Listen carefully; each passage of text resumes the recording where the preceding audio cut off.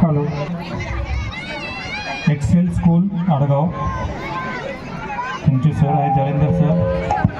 यांचं पथनाट्य आहे, थोडं लॉंग आहे पण संदेश देऊन जाणार आहे, त्यामुळे सर्वांनी शांततेने बसून ते बघायचं आहे. या ठिकाणी मंडळाच्या वतीने नगरसेविका कोमल प्रवीण थूल व योग. So good evening everyone. We are the students of Excel Public School. Tonight we are going to perform a skit on life of Dr. Babasaheb Ambedkar. So let's begin. ही कुणाची प्रतिकृती आहे माहिती आहे का? हो, ही प्रतिकृती डॉक्टर भीमराव आंबेडकर यांची आहे. आणि कोण होते डॉक्टर भीमराव आंबेडकर? यांनी आपल्या देशाचे संविधान बनवले आहे. Very good. तुला यांच्याबद्दल काय माहिती अजून? आम्हाला शाळेत फक्त एवढंच शिकवलंय. ज्यांच्यामुळे आज तू पावसापासून सुरक्षित आहेस आणि ज्यांच्या संविधानामुळे संपूर्ण देश सुरक्षित आहे, त्यांच्याबद्दल तुला फक्त एवढंच माहिती आहे? मला फक्त एवढंच माहिती आहे. जर तुम्हाला यापेक्षा अधिक माहिती आहे तर मला सांगा ना. हो, सांगतो ना. संविधानाची निर्मिती ही त्यांच्या योगदानाची केवळ एक बाजू आहे. यांनी समाजातील प्रत्येक घटकाबद्दल, त्यांच्या विकासाबद्दल लोकांना सांगितले, त्यांना जागृत केले. आणि ते म्हणायचे, जर मेल्यानंतरही तुम्हाला जगायचं असेल तर असे काहीतरी लिहा जे वाचण्यायोग्य असेल, नाहीतर असे काही करू जो स्वातंत्र्य, समता आणि बंधुताही शिकवतो. राष्ट्रवाद तेव्हाच आपले ध्येय साध्य करू शकतो जेव्हा लोकांमधील जात, धर्म, रूढी आणि रंगातील भेद विसरून त्यांच्यातील सामाजिक एकात्मतेला सर्वोच्च स्थान दिले जाईल. आपल्या देशाला जर सुखी व्हायचं असेल, विद्वांच्या विचाराचे अनुकरण करावेच लागेल.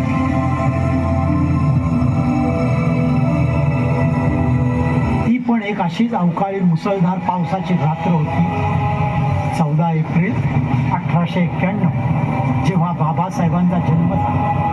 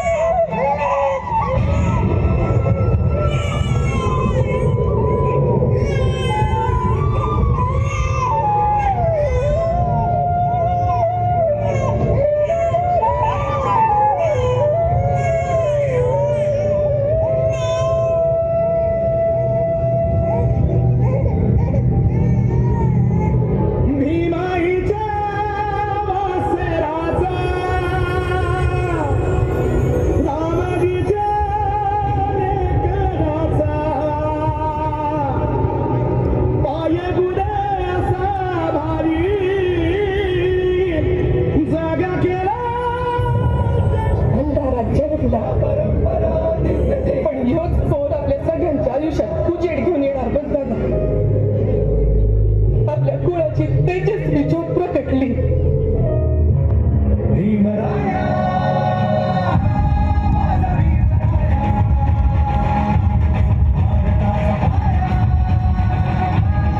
भीम पराक्रम करेल हा भीमराव रामजी सप्पा.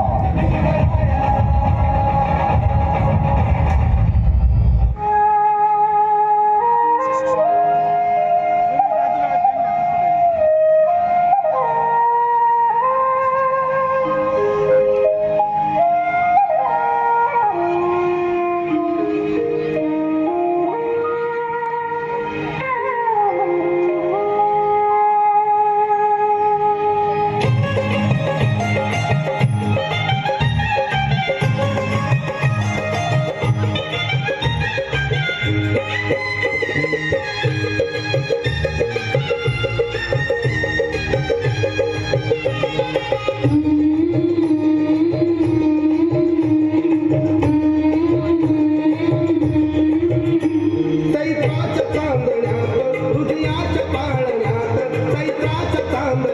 हृदयात पाळण्यात फुलवी धुळावी माई अंगाई गीत गात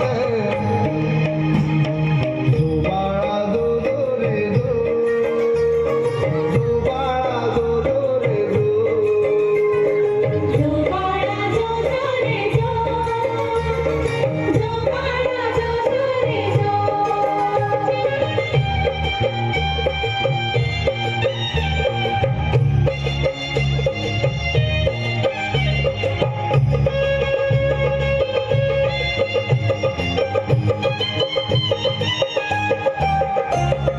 सुभेदार रामजी रत्न घे 14 सुभेदार रामजी रत्न घे 14 सुभेदार रामजी रत्न घे 14 डोळे भरभरून किती किती का पहावं डोळे भरभरून किती का पहावं दुर्मिळ घाव लागा जणू मोती शिंपल्यात दुर्मिळ घाव लागा जणू मोती शिंपल्यात झुलवी झुलावी माई अंगाई गीत गात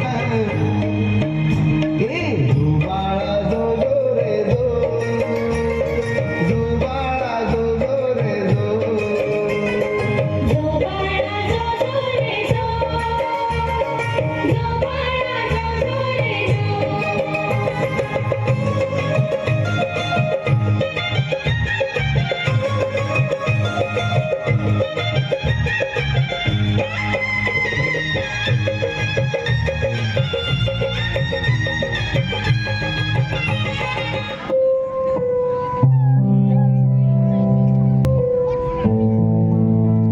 डॉक्टर बाबासाहेब आंबेडकरांचे वडील रामजी सपकाळ हे सैन्यात कार्यरत होते, तर आई भीमाबाई या प्रेमळ आणि संस्कार देणाऱ्या गृहिणी होत्या.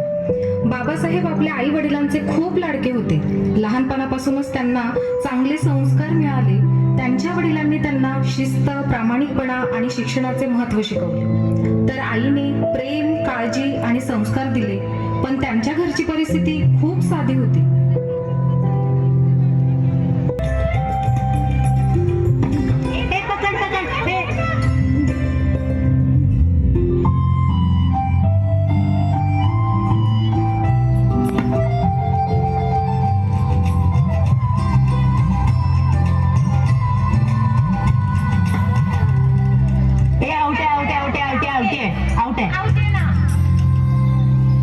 ए मी पण कसा आउट आहे? तो आपल्या संघामध्ये नाहीये. तो तर बाहेरचा आहे ना. कोण आहेस रे तू? भीमराव अंबावडेकर. अंबावडेकर, मला बी तुमचा संघ खेळायचा. मला बी घ्या ना. हा हा ये चल. नाही, तू आमच्या गावात नवीन आलायस ना. हा, आमसनी तुझ्या संघ नाही खेळायचंय. आणि खबरदार, इथून पुढे आमच्या चेंडूला हात लावशील तर. चल दे आमचा चेंडू, दे इकडं. आणि याची लायकी नाही आपल्या सोबत खेळायची. याच्यापासून समजानी लांबच राहा. वय वय, आम्हाला नाही खेळायचं तुझ्या संग.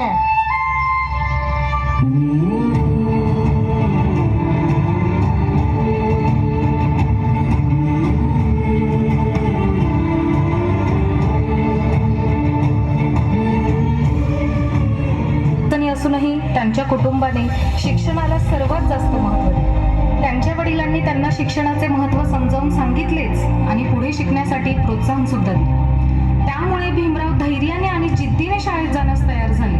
पण त्या काळात समाजात अस्पृश्यतेचा भेदभाव मोठ्या प्रमाणात होता. त्यामुळे शाळेत त्यांना अनेक अडचणींचा सामना करावा लागला.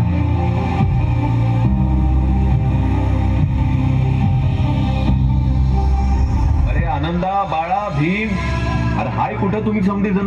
बाबा मी आलो. बाळा कुठं आहे? येतोय तो. वय बाबा, आलो आलो. आज ती गई छान दिसताय. अरे चला आता, पहिल्याच दिवशी एवढा उशीर कराल तर मग रोज शाळेत शिकायला जायला किती उशीर कराल? चला चला चला. थांबा थांबा. आता काय झालं? पोरं काय रिकाम्या पोटी अभ्यास करतील काय? दुपारच्या सुट्टीत खाऊन घ्या आणि मन लावून अभ्यास करा. झालं एकदाच, निघूया आता. हा जाऊ. हा, चला.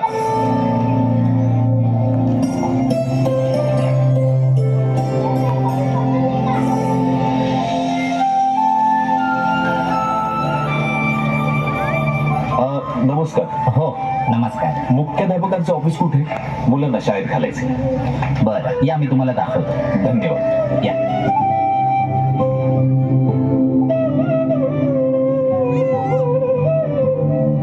गुरुजी, दाखला घेण्यासाठी कोणीतरी आलंय. पाठवा त्यांना. होय गुरुजी, तुम्ही आज जाऊ शकता.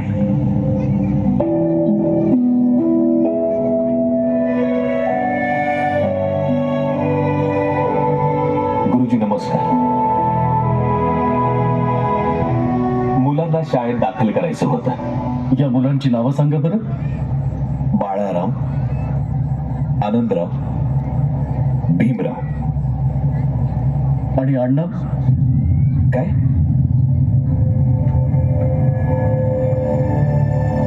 अंबावडेकर. अंबावडेकर? हा. हे कुठल्या जातीत येतं?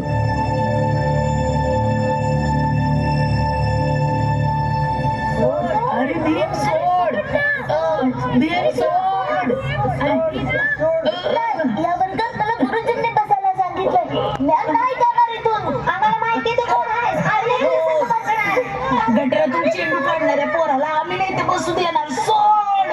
इथेच बसतो मी, इथेच शिकणार. सोड. सोड ना.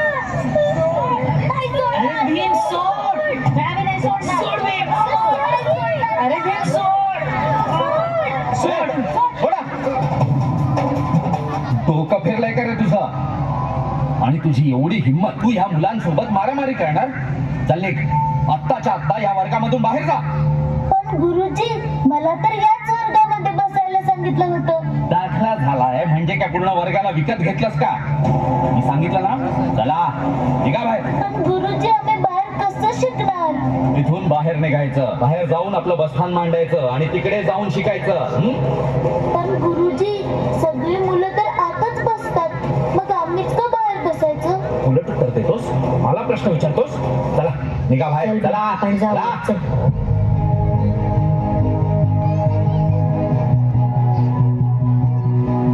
शाळेत जाऊनही त्यांना वर्गात इतर विद्यार्थ्यांप्रमाणे बसण्याची परवानगीही नव्हती. वर्गात प्रवेश मिळण्यासाठी त्यांनी अनेक प्रयत्न केले.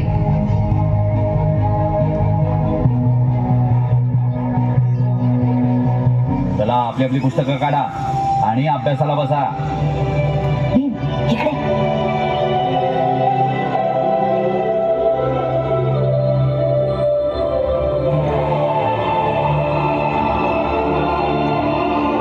चला बसा, सगळ्यांनी नीट बसा.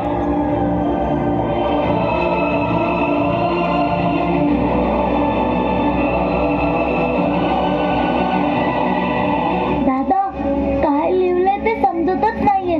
तुला समजतंय का? नाही, मला बी काही समजत नाही, पण आपण ऐकू तर शकतो ना. चल चल ऐकूयात. साही चोक किती झाले? 24.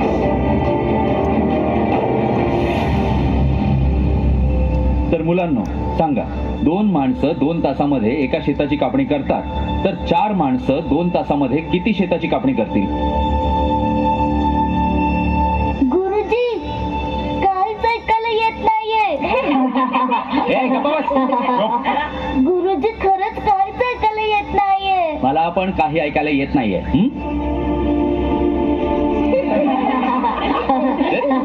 बसा. हा तर मुलांनो लिहून घ्या. गुरुजी, खरंच आम्हाला काहीच ऐकू येत नाहीये आणि काही समजत बी नाहीये. जेवढं ऐकायला येतं ना तेवढं खूप झालं. आणि शिकून काय मोठा बॅरिस्टर होणार आहेस का, जे तुला सगळं ऐकायला यायला हवं? तिथेच उभं राहायचं आणि तिथेच शिकायचं. समजला का?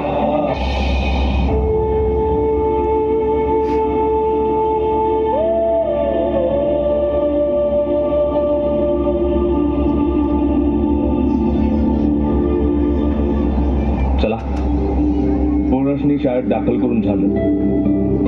आता मी अभि काम धंद्याचं काहीतरी बघतो. भाऊ, शाळा कशी आहे? बरी आहे, मोठी आहे. भीमा तर शाळा बघूनच हरकून गेला असेल ना. ही काय विचारण्याची गोष्ट आहे? शाळेकडे जाताना त्याचे पाय जमिनीवर नव्हतेच बघ. आपला भीमा लय खुश दिसत होता.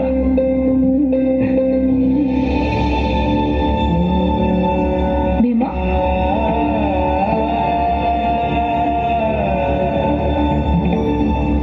काय झालं? तुम्ही समधी लवकर कसे आला? हा? शाळा लवकर सुटली का? मला त्या शाळेत नाही शिकायचं. का? आम्हासने बाहेर बसून शिका असं म्हणतात. आणि म्या म्हणलं मला काहीच ऐकू येत नाही.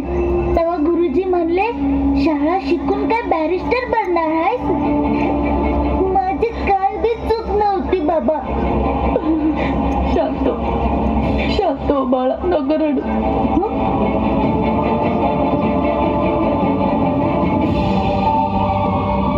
दादा कुठे आहे?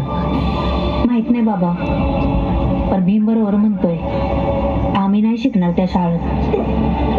तुम्ही कोणी बी शाळा सोडायची नाही, समजलं? हे बघले का, जर तुम्ही शाळा सोडली तर समजे लोक हेच म्हणतील की तुम्ही अभ्यासाच्या भीतीनं शाळा सोडली. मग काय करायचं? कसं शिकायचं? संघर्ष करून शिक बाळा.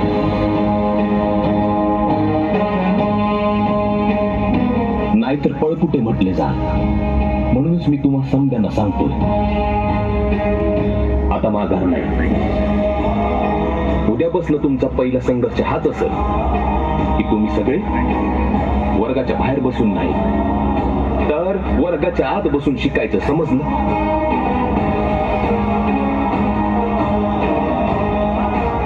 अजून एक गोष्ट,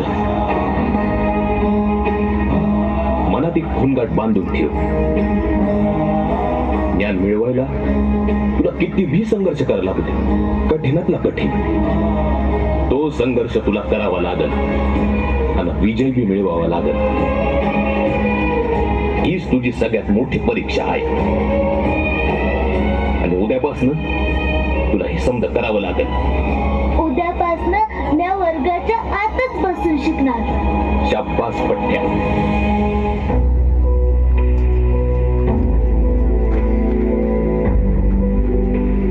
शेवटी त्यांना वर्गात प्रवेश मिळाला, पण वर्गात एका कोपऱ्यात व चटईवर त्यांना बसवण्यात आले.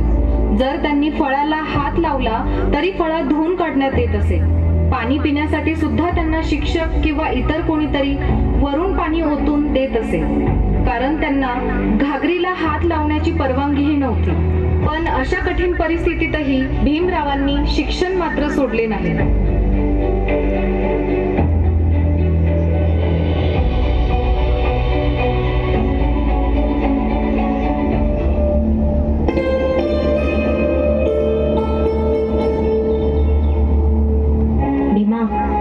ते काय आम्हाला हात घ्यायचं नाही. तू काही विचार केलाय का परत आज खिडकीच्या बाहेर उभं राहायचंय? मला तर काय बी समजत नाहीये. मी माझ्या वर्गाकडे जातो. जर तुम्हाला आत बसायची काही युक्ती सुचली तर मला सांगा. हा, ठीक आहे? अरे कुठं चालला? थांबा. तुम्हाला आत बसायची मनाई आहे ना? कालच गुरुजींनी सांगितलं होतं ना, तरी पण आज चाललाय. एकदा सांगितलेलं कानात शिरत नाही काय गे? आता एक पण पाऊल पुढे नाही टाकायचं. जा तिकडे तुमच्या जागेवर जाऊन उभं राहा.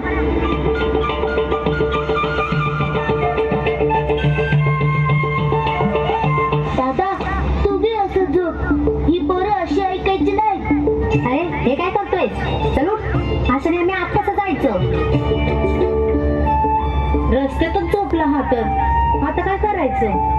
इथली काठी आण जा. आता ह्याला मारून उठवतो. तरी बी मी उठणार नाही.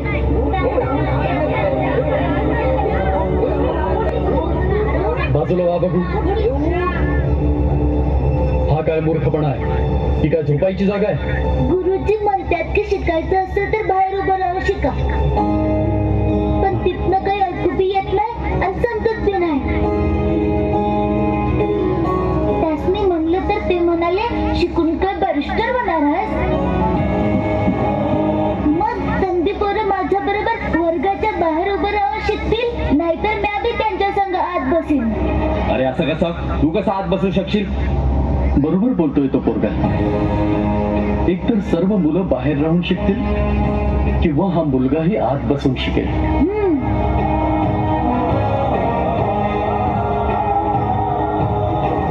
हे तुम्ही काय बोलताय? उठ भीम, आजपासून तू सगळ्यांबरोबर आत बसून शिकशील.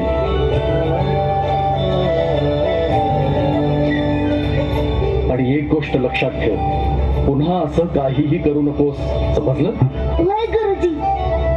चला मुलांनो, आपापल्या वर्गात जाऊन अभ्यास करा. चला. चल भीमा, तुझी युक्ती कामाला आली बघ. तुझी क्लास आता आपण बी वर्गात बसून शिकू शकतो. आभारी आहे गुरुजी. जा बाळा, आता वर्गात बसून अभ्यास कर. चल दादा.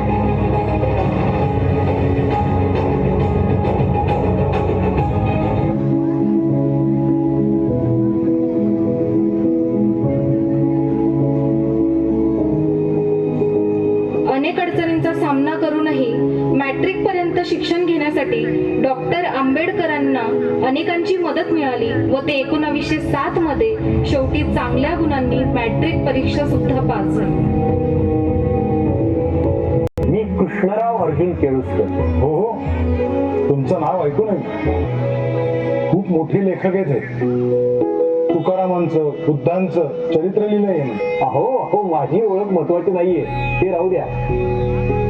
आजचा दिवस तुमच्या मुलाचा आहे आणि मी त्याला भेटून त्याचं अभिनंदन करायला आलोय. भीमराव आंबेडकर, तू मॅट्रिक पास झालायस.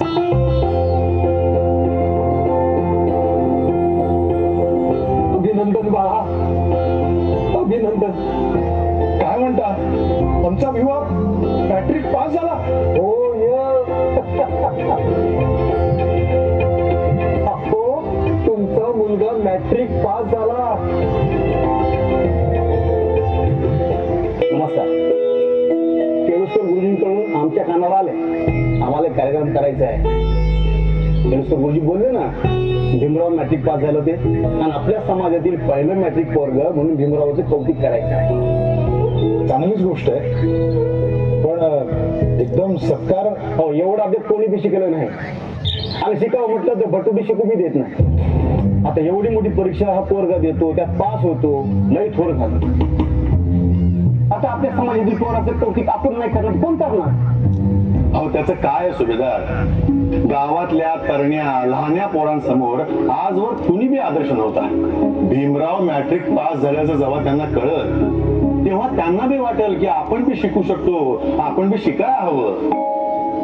अहो, एक पास झाला ते पाहून समधे अभ्यास करायला लागतील, समधे पास होतील. भीमराव त्यांच्यासाठी प्रेरणास्थान ठरल. अहो, म्हणून हा सत्कार आहे. अगदीच योग्य, मान्य आहे. आणि ते उदाहरण माझा मुलगा असेल तर मला अभिमानच वाटतो.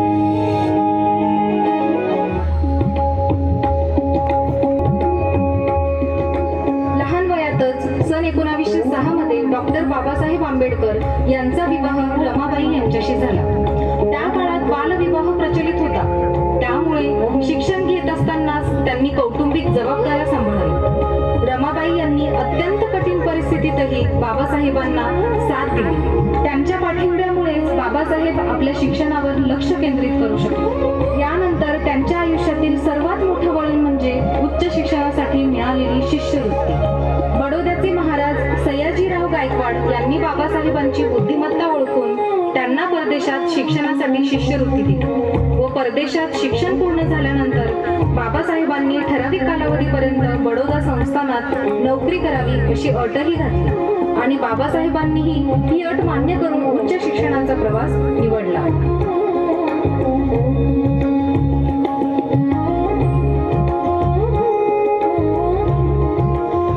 आणि एकदा तुमच्याबद्दल बोलताना मला मामंजींनी सांगितलं होतं, तुम्ही आयुष्यभर शिकत राहणारे आणि शिकवत राहणारे. तुम्ही ते करा साहेब. इथली काळजी माझ्यावर आणि घरच्यांवर सोडा. खरंच रामू, तू खरंच इकडची जबाबदारी घेशील? या घराची, घरातल्या लोकांची काळजी घेशील? पण रामू, तुला वाटतं तितकं सोपं नाहीये. मी परदेशातून एकही रुपया इथे पाठवू शकणार नाही. तुला काटकसरीनं जगावं लागेल हे ध्यानात ठेव. साहेब, तुमचा विश्वास आहे ना माझ्या? तुमच्या या पुस्तकांची विद्येची आण घेऊन मी सांगते साहेब, हे समद्यांचा समद्यानी भावना, समद्यांची काळजी घेऊन म्या. काटकसरीचं एवढं काय कौतिक साहेब, तुम्ही तिकडं काटकसरीनं राहाल आणि इकडं आम्ही. मग जाऊ का ग मी? पाहिजे घर जावा. रामू, मला सांग, मी फार स्वार्थीपणे विचार करतो का ग? अहो, या स्वार्थीपणा आलाच कुठं साहेब? उलट जेव्हा तुम्ही हिला तिला शिकून इकडं परत याल तेव्हा तुमच्यासारख्या कित्येकांना बळ मिळेल. आपल्या समाजातल्या साऱ्या पोरांना समजल विद्येची श्रीमंती काय असते ते. रामू, तू कधी कधी मला थक्क करतेस. तू कसाचा विचार करतेस? म्हणजे तुझ्यात हे बळ येतं कुठून? तुमच्यामुळेच येतो साहेब.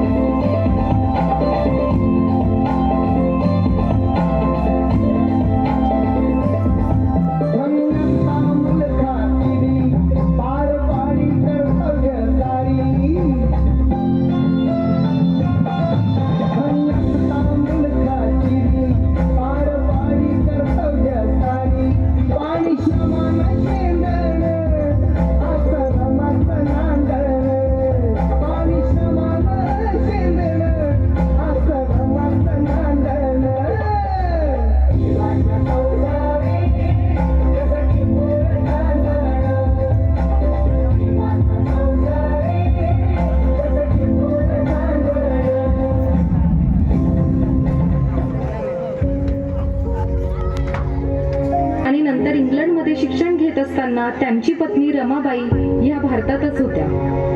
घरात अनेक आर्थिक अडचणी होत्या. शिष्यवृत्ती मिळत असली तरी ती शिक्षणासाठीच वापरली जात होती.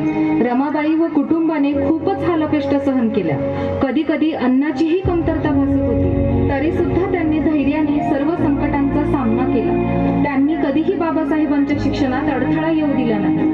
बाबासाहेबांनीही अमेरिका येथील कोलंबिया युनिव्हर्सिटीमध्ये अर्थशास्त्र विषयात MA ची पदवी मिळवली. पुढे त्यांनी कठोर परिश्रम करून PhD पदवीही संपादन केली. परदेशात असताना त्यांनी ज्ञानाची भूक भागवण्यासाठी दिवस रात्र अभ्यास केला. यानंतर ते इंग्लंडला गेले आणि लंडन स्कूल ऑफ इकॉनॉमिक्स येथे प्रवेश घेतला आणि त्यांनी MSc आणि DSc या उच्च पदव्या मिळवल्या. त्याचबरोबर त्यांनी कायद्याचे शिक्षण घेण्यासाठी ग्रेज इन येथे बार ॲट लॉ पूर्ण केले. अनेक आर्थिक अडचणी, कुटुंबाची जबाबदारी आणि समाजातील भेदभाव असूनही बाबासाहेबांनी कधीही हार मानली नाही. त्यांच्या जिद्दीमुळे आणि चिकाटीमुळे त्यांनी परदेशात उच्च शिक्षण पूर्ण केले. परंतु वास्तव कठीण होते. बडोद्याचे महाराज सयाजीराव गायकवाड यांनी दिलेल्या शिष्यवृत्तीच्या अटीनुसार बाबासाहेबांना बडोद्याला नोकरी करावी लागली. तेथे त्यांची सैन्य सचिव म्हणून नियुक्ती झाली.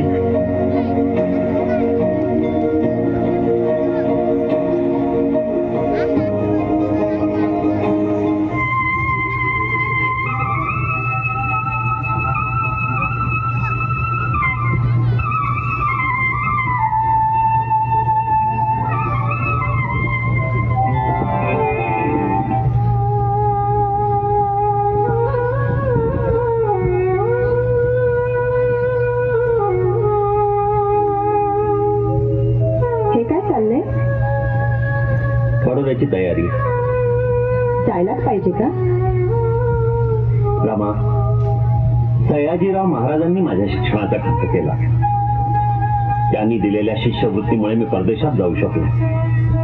शिक्षण पूर्ण होताच मी त्यांच्या संस्थानात नोकरी केली पाहिजे अशी अट त्यांनी मला घातली होती. आपल्यावर त्यांचे उपकार आहेत रमा.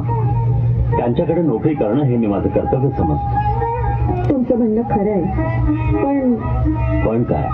बोल. इतके दिवस परदेशात राहिला, आत्ताच आला तर पुन्हा बडोद्याला निघाला. असं किती दिवस दूर राहणार? हे बघ रमा, मला संस्थानात नोकरी मिळालेली आहे. मी कामावर रुजू होतो, राहायला जागा बघतो. जागा मिळताच तुम्हा सर्वांनाच घेऊन जाईल. बस.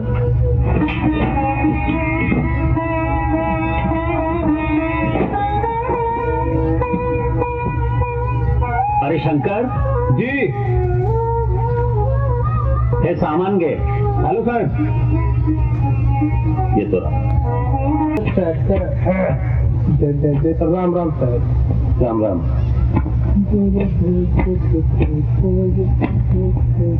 बरं हे असे असते.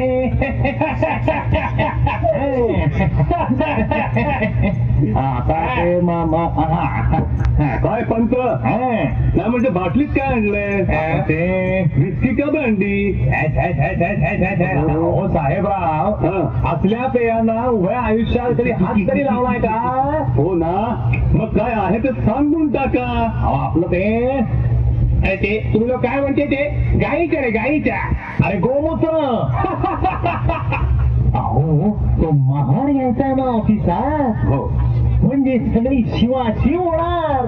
अहो आता ऑफिस म्हटलं म्हणजे हाताला हात लागणार, शिवाशिव होणार. या अमंगलांची सावली जरी अंगावर पडली तरी आम्हाला आंघोळ करावी लागते. आता मला सांगा, ऑफिसात आंघोळ करता येणं शक्य आहे का? नाही आहे का? नाही बाबा नाही. म्हणून हे गोमूत्र. अहो बरं केलं. नाही म्हणजे आपली शिवाशिव आम्हाला सुद्धा चालत नाही. आपल्याला बी खपत नाही. खरं तर हा आमचा अपमान आहे. अहो राजघराण्याचे रिश्तेदार आम्ही आणि एका महाड्याला आमच्या मांडीला मांडी लावून काम करायला सांगताय, हे आम्ही सहन करणार नाही. अहो आहात कुठं? फडणीशी खात्याचा मंत्री करणार आहेत त्याला. खुद्द महाराजांनी दिवाण साहेबांना सांगितलंय. म्हणजे आमची लायकी नाही की काय मंत्री होण्याची, म्हणून एका महाड्याला आमच्या डोक्यावर आणून बसवताय. आता तुम्हीच बघा म्हणजे झालं. बाबा ते मला थोडं निघत नाही. MA BSc झालाय, इंग्लंड अमेरिका फिरून आलाय. हा कुणाच्या पैशानं? आमच्याच ना. आपल्या बडोदा सरकारनं स्कॉलरशिप दिली म्हणून शिकला ना. शिकला हो शिकला. MA PhD अगदी 12 लॉ सुद्धा झाला. पण जात बदलली आहे का? नाही. शेवटी मारड ते मारडच. आता मला सांगा, आपल्या ऑफिसात फॉरेन रिटर्न माणसं काही कमी आहेत?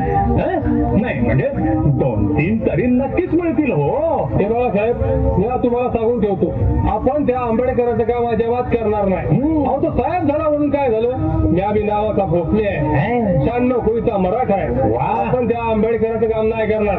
अगदी बरोबर, अगदी बरोबर. पण त्यापेक्षा आपण असं ठेवूया, नाही म्हणजे त्याचं ते टेबल इथून उठून तिकडे ठेवूया त्या बाजूला. म्हणजे काय होईल?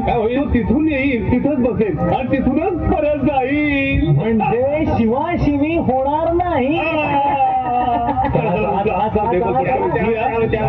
येण्याआधी टेबल तिथे ठेवूया.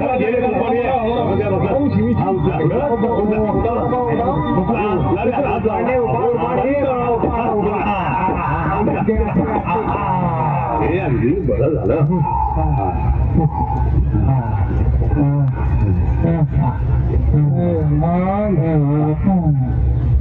आता कसं झालं? अगदी आता ये म्हणावं. पंत आंबेडकर आले.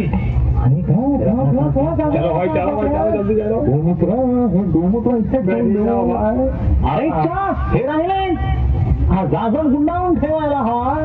अहो ते का काय का अहो तो ह्याच्यावरून चालत जाणार म्हणजे होणार ना पुन्हा शिवाशिव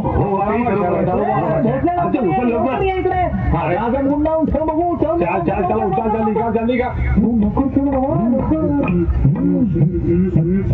आय से शिपाई एक ग्लास पाणी आण.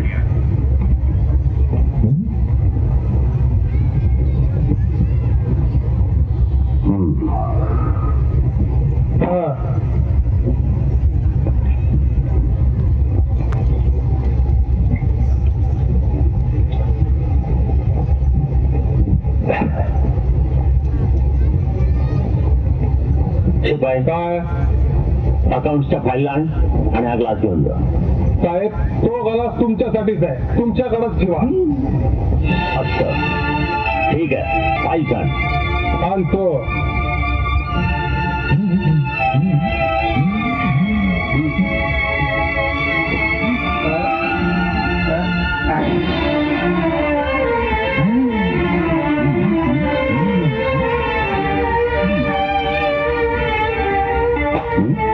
काय रे, ती फाईल आणून नेण्याची पद्धत झाली का?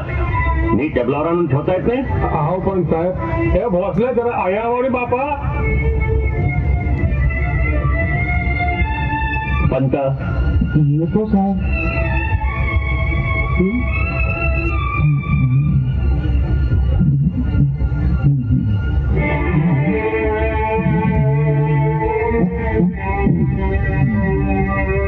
पंत हे हिशोब तुम्ही लिहिलेत ना?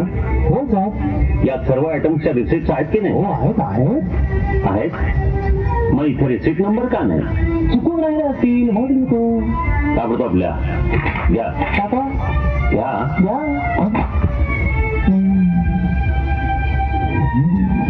सॉरी साहेब.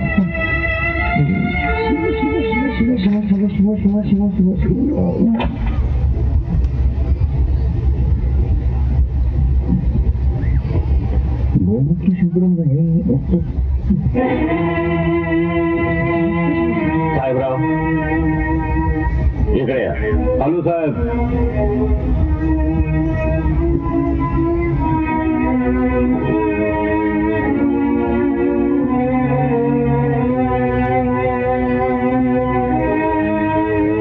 तुम्ही या विभागाचे प्रमुख होय ना? होय साहेब. सर्व हिशोब महिन्याला पूर्ण झालेत की नाहीत हे पाहण्याची जबाबदारी तुमची, बरोबर? होय साहेब. गेल्या 3 महिन्यांचे हिशेब पूर्ण झालेत की नाही? नाही साहेब, त्याचं काय काही वंचक मिळाली नाहीत म्हणून जरा समजलो. ताबडतोब पूर्तता करा. घ्या.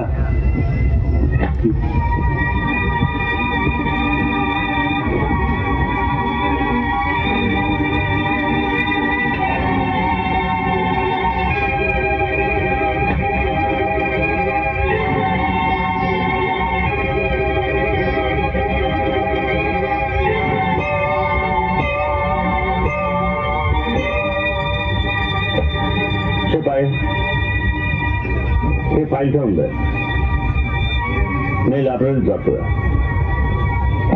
पाहिलं पंत साहेब निघाले भटकायला लायब्ररीच्या नावानं.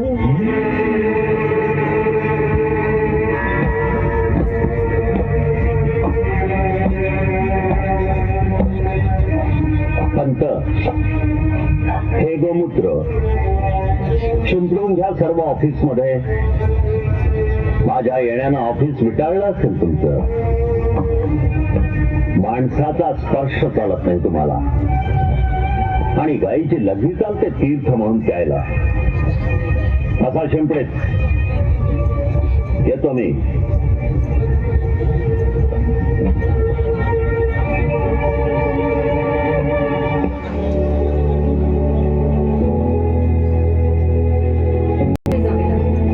ऑफिसमध्ये कोणी त्यांच्याजवळ बसायला तयार नव्हते.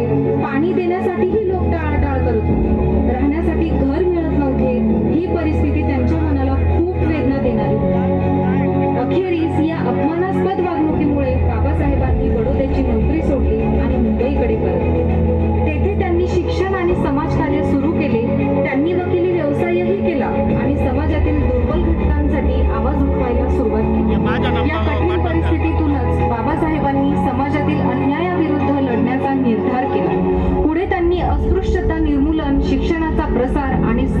हक्कासाठी आयुष्यभर संघर्ष केला.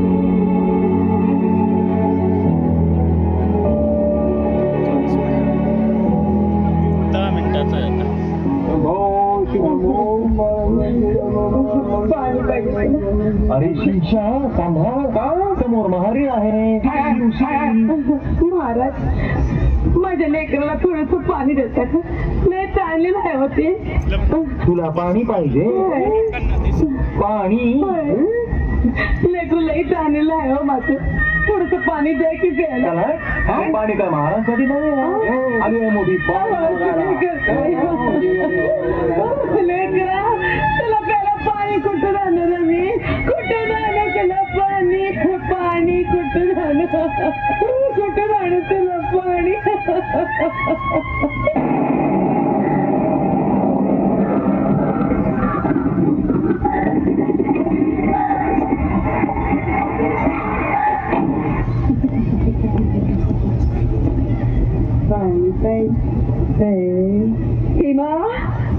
काय झालं आई? हिसून माझी येडी झाली. पाण्याविना लेकरू मरून गेलं. मी आता काय करू. येईल गावात पट्टीची साथ आली. घाट पाणी पिऊन कुणी मुलं मरून गेली. भीमा मी काय करू आता. पाण्यासाठी घेऊन मी बामणवाडीत गेले. तरी पण या पोराला पाणी भेटलं नाही.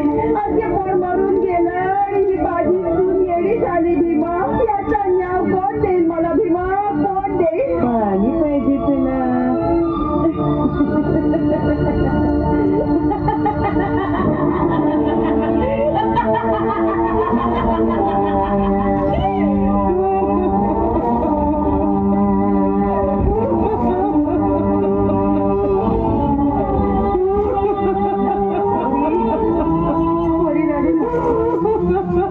अरे आमची लेकरं पाण्यापासून ताटफडून मरतात तरी त्याला पाणी मिळत नाही. आई माझ्या शरीरात रक्ताचा शेवटचा थेंब असेपर्यंत मी या पाण्यासाठी लढत राहील. हे पहा, आपण आता प्रत्यक्ष लढ्याला सुरुवात करणार आहोत. तुम्हाला माहितच आहे C.K. बोले साहेबांनी मुंबई विधानसभेत अस्पृश्यांसाठी मांडलेला ठराव पास झालेला आहे आणि या ठरावानुसार सार्वजनिक विहिरी तलाव अस्पृश्यांसाठी खुले झालेले आहेत. महाडच्या नगरपालिकेनं या ठरावाप्रमाणे महाडचं 14 तळं अस्पृश्यांसाठी खुलं केलेलं आहे. पण आपले लोक आपला हक्क बजावित नाही. लोक घाबरत आहेत. घाबरून कसं चालेल. स्वातंत्र्याचे हक्क भीक मागून मिळत नसतात. ते लढूनच मिळवावे लागतात. या लढ्यासाठी आपण आपल्या माणसांना तयार केलं पाहिजे. आपण मार्चमध्ये एक परिषद घेणार आहोत. आपल्या लढ्याची सुरुवात आपण 14 तळ्यापासून करणार आहोत. त्यासाठी संघटित व्हा आणि लढायला तयार व्हा. आम्ही तयार आहोत. आता माघार नाही. नाही म्हणजे नाही.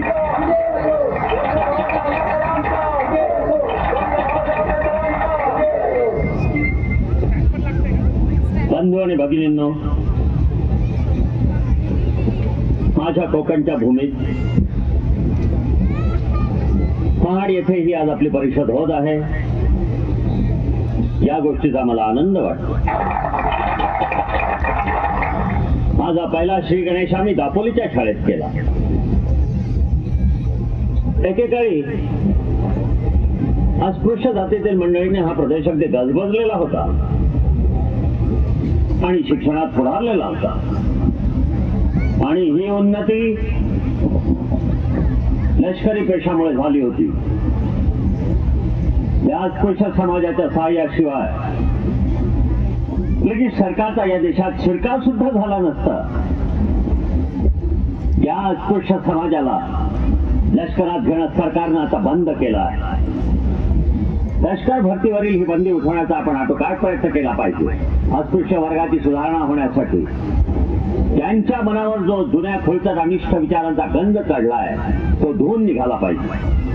आचार विचार आणि उच्चार यांची जोर शुद्धी होत नाही तोपर्यंत अस्पृश्य समाजात जागृतीचं अथवा प्रगतीचं बीज कधीच रुजणार नाही.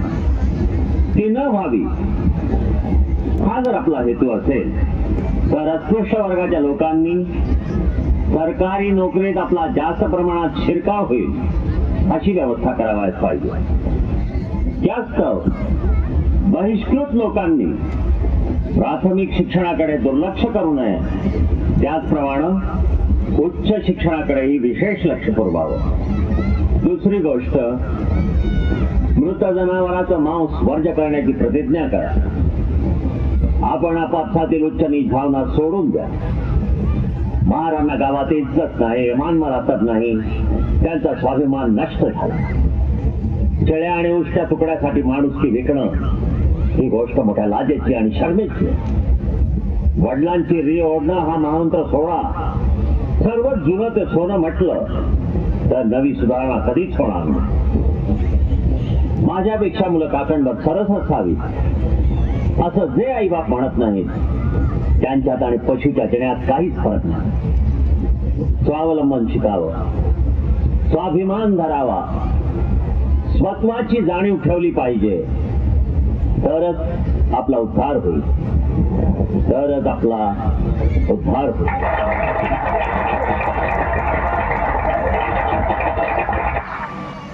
महाड परिषदेचे अध्यक्ष डॉक्टर बाबासाहेब आंबेडकर, माझे सहकारी कार्यकर्ते आणि बंधू भगिनींनो, डॉक्टर बाबासाहेब आंबेडकरांनी आपल्याला योग्य असं मार्गदर्शन केलेलं आहे. त्यांनी एक महत्वपूर्ण घोषणा केली आहे. ते म्हणतात, ज्या पाण्याचा थेंब शिंपडून स्पृश्य लोक आपला विकाळ घालवतात त्या पाण्यासाठीच आपल्याला पहिला सत्याग्रह करायचा आहे. बाबासाहेबांचे हे तेजस्वी बोल आज आपल्याला त्यांच्याच नेतृत्वाखाली सिद्ध करून दाखवायचे. मित्र हो, आता भर दुपार झालेली आहे, तुम्हाला तहान लागलेली आहे आणि म्हणूनच बाबासाहेबांच्या मागोमाग चौदार तळ्यावरून पाणी पिऊया आणि हजारो वर्षांपासून पुरुषांनी लांबलेल्या गुलामगिरी विरुद्ध क्रांतीचा रणसिंग फुंकूया. डॉक्टर बाबासाहेब आंबेडकरांचा, डॉक्टर बाबासाहेब आंबेडकरांचा,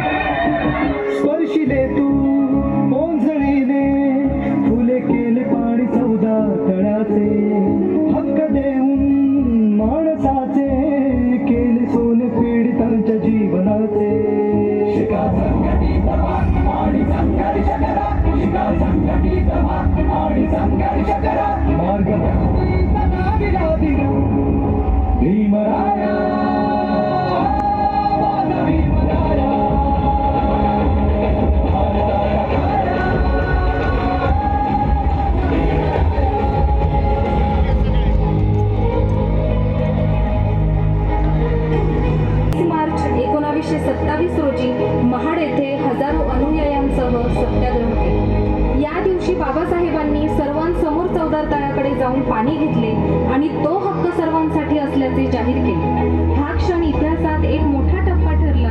मानवी समानतेचा आणि स्वाभिमानाचा विजय झाला. परंतु या घटनेनंतर काही उच्चवर्णीय लोकांनी तळ्याचे शुद्धीकरण करण्याचा प्रयत्न केला, ज्यामुळे समाजातील भेदभाव किती खोलवर रुजला होता हे स्पष्ट झाले. 14 तळे सत्याग्रहाने अस्पृश्यतेविरुद्धच्या लढ्याला नवी दिशा दिली. या आंदोलनामुळे समाजात समान हक्क, स्वातंत्र्य आणि मानवी प्रतिष्ठेची जाणीव निर्माण झाली.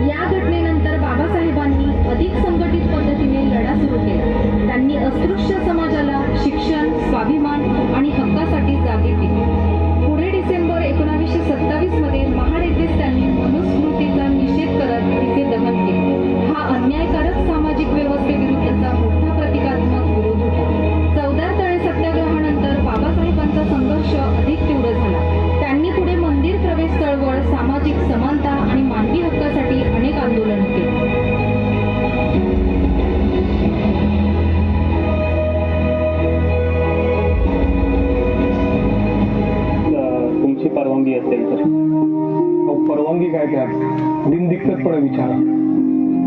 तुम्ही येवल्यात धर्मांतराची घोषणा फार पूर्वी केली होती. त्यानंतर बराचसा कालावधी लोटलाय. या मधल्या काळात तुम्ही धर्मांतराबद्दल काही ठोस निर्णय घेतलाय का? आयुष्यातल्या सगळ्या गोष्टींवर अभ्यास करूनच निर्णय घेण्याचा माझा प्रयत्न असतो. त्यामुळे मागच्या अनेक वर्षात मी सगळ्या धर्मांचा तौलनिक अभ्यास केला. प्रत्येक धर्माचं तत्वज्ञान जवळून अभ्यासण्याचा प्रयत्न केला. आणि या सगळ्या अभ्यासानंतर मी या निर्णयाप्रत आलोय की अस्पृश्यांनी बौद्ध धर्म स्वीकारल्याशिवाय त्यांना मुक्ती मिळणार नाही.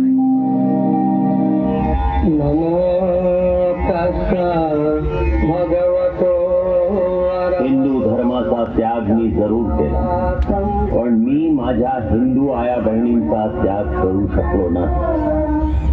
त्यांची गुलामी मला बेचैन करू लागली. मी शांतपणे झोपू शकलो नाही. हिंदू स्त्रियांची गुलामी नष्ट करण्यासाठी मी हिंदू कोड बिल बनवलं. एक असा कायदा केला ज्यामुळं प्रत्येक हिंदू स्त्री पुरुषाच्या गुलामीपासून मुक्त झाली. स्त्रियांना आपल्या वडिलांच्या इस्टेटीत बरोबरीचा हिस्सा मिळू लागला, जो प्रथम मिळत नसे. एकापेक्षा जास्त लग्न करणं म्हणजे एकापेक्षा जास्त स्त्रियांना गुलाम बनवणं हा पुरुषांचा हक्क मी त्यांच्यापासून हिरावून घेतला. जर कुठलाही पुरुष कारणाशिवाय आपल्या बायकोला घटस्फोट देत असेल तर त्या स्त्रीला नुकसान भरपाई मागण्याचा हक्क मिळाला. असा कायदा जो प्रत्येक आया बहिणी बायको यांना स्वातंत्र्य देत होता, तोच कायदा आमचे हिंदू मंत्रीगण, ब्राह्मण तथा राष्ट्रपती यांना पसंत नव्हता. त्यांनी विरोध केला आणि मी माझ्या मंत्रीपदाचा राजीनामा दिला. जर मी मनात आणलं असतं तर हिंदू कोड बिल मांडलंच नसतं आणि दुसऱ्यांच्या सारखाच मंत्री होऊन लाल बत्तीच्या गाडीत सुखा समाधानानं जीवन घालवू शकलो असतो. पण माझा जन्म झाला होता मुळी आराम न करण्यासाठी, गुलामीच्या विरुद्ध लढण्यासाठी. माझं जीवन, माझी पत्नी रमाचं जीवन, माझ्या मुलाबाळांचं जीवन मी गुलामी विरुद्ध लढण्यासाठी पणाला लावलं. केवळ आपल्यासाठी, आपली गुलामी नष्ट करण्यासाठी. पण त्याच्या बदल्यात मला तुम्ही काय दिलं? माझ्या बंधूंनो, आया बहिणींनो, तुमच्याकडून मला काय मिळालं? काहीही नाही. म्हणूनच आज मी तुमच्याकडे काही मागत आहे. एकच गोष्ट, एक वाद. प्रत्येक दलित, प्रत्येक हिंदू स्त्री, गरीब मजदूर, गरीब शेतकरी सगळ्यांनी एक वाद, एक नवीन गुलामी लपत छपत तुम्हाला चखू पाहत आहे आणि ती आहे गरिबी. आणि त्या गुलामीच्या साखळीनं तुम्हाला बांधत आहेत भांडवलदार आणि त्यांना साथ देणारे भ्रष्ट नेता.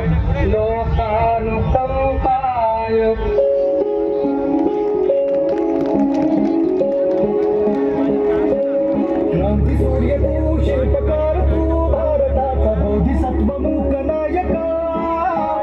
मोडल्या रूढी त्या परंपरा, दिव्य तेजा तूच सकल न्यायदायका.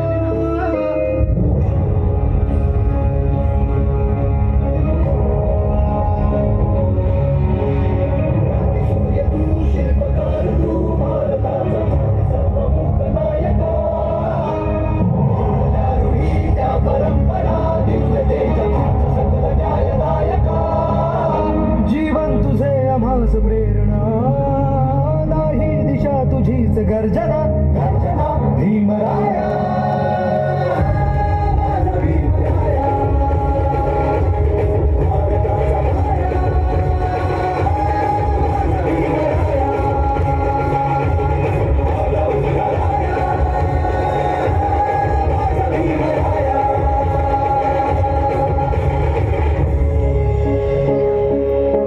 स्पर्शी देतो ओंजळीने, खुले केले पाणी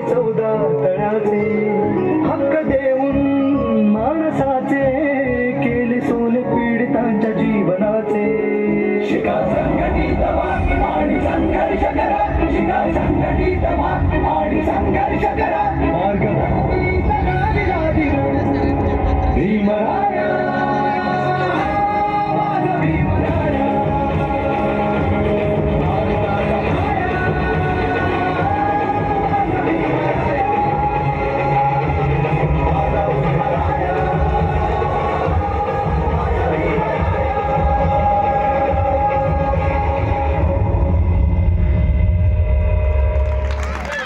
यानंतर केपी ग्रुपचा एक छोटासा इव्हेंट आहे आणि त्यानंतर आर्ट्स सायन्स कॉमर्स ओझर यांचा एक इव्हेंट आहे. तरी सर्वांना विनंती आहे की त्यांनी खूप मेहनत करून इथे थांबलेले आहे, आपल्यासाठी आलेले आहेत, तर सर्वांनी जाऊ नये. आणि आर्ट्स सायन्स कॉमर्स ओझर त्यांनी खूप छानसं बनवलेलं आहे, तर त्या बघण्यासाठी अवश्य सर्वांनी थांबावं, कोणी जाऊ नये.